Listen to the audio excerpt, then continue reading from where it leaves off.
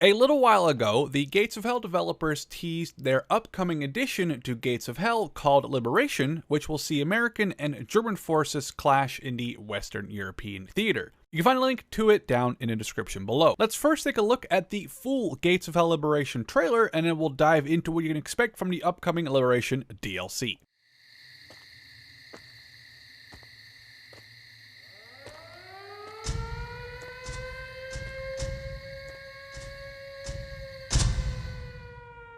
Soldiers, sailors, and airmen of the Allied Expeditionary Force, you are about to embark upon the great crusade toward which we have striven these many months. The eyes of the world are upon you.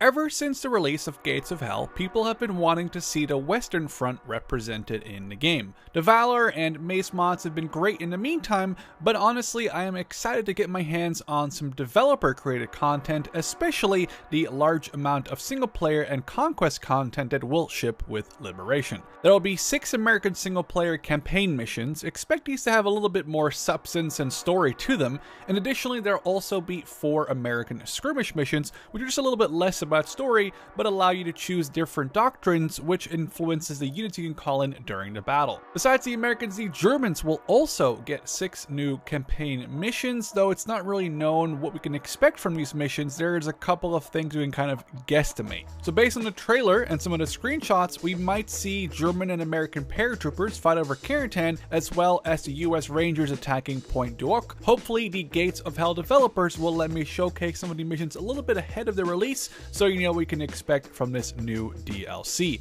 Do keep in mind, I do assume that all these German missions will also fully be focused on this Western Front. The Americans will of course be available in the game's Conquest mode, which is honestly my favorite mode in Gates of Hell. They're going to have an additional 25 Conquest maps come with the Liberation DLC. These Conquest maps obviously have to be populated with a whole new set of World War II Western Front assets, and the new 500 plus editor assets will probably take good care of that. Now I really look forward to seeing what some of the amazing mod makers in the community like Stormfielder or Wiga can do with all this new stuff. For you multiplayer lovers, there will be 20 new multiplayer maps as well, though I assume there's probably some overlap between these new Conquest and multiplayer maps, still giving you quite a big amount of new maps to do battle on in the Western Front. I do wonder if these will be locked behind the DLC.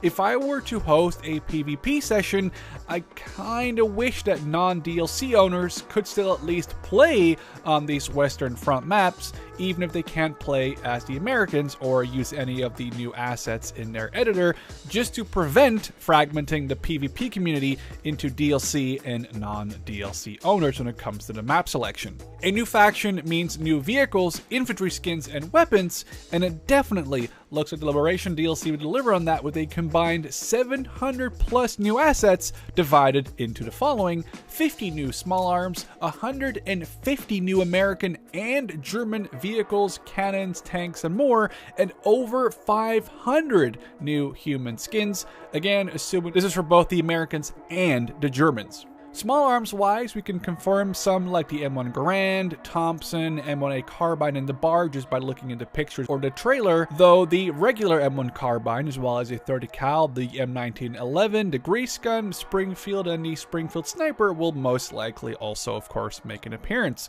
What else will make up this list of 50 small arms, and if the Germans will potentially be receiving any new toys, we'll have to see down the line. Obviously, there are a ton of new vehicles for the American faction in the DLC, though personally, I find the addition of the Pershing tank specifically worth mentioning. Honestly, I'm happy that the developers did add the Pershing to help balance the Americans in PvP against the German or Soviet top-tier heavy tanks.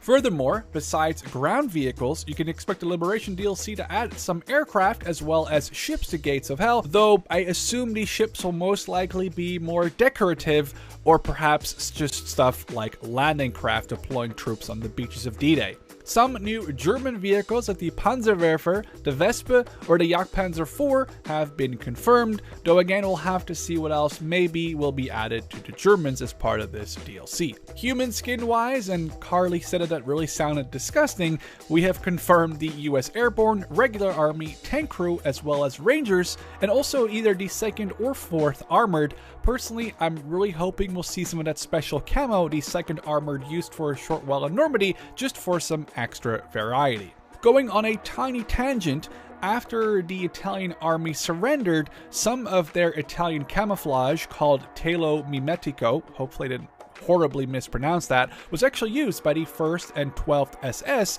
in the Normandy theater, so maybe that'll be part of some of the new skins for the German forces.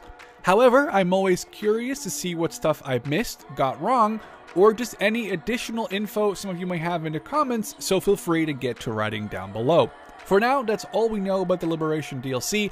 I do hope to bring you some missions, conquest, or skirmish content to the channel soon, and I'll catch you in the next one.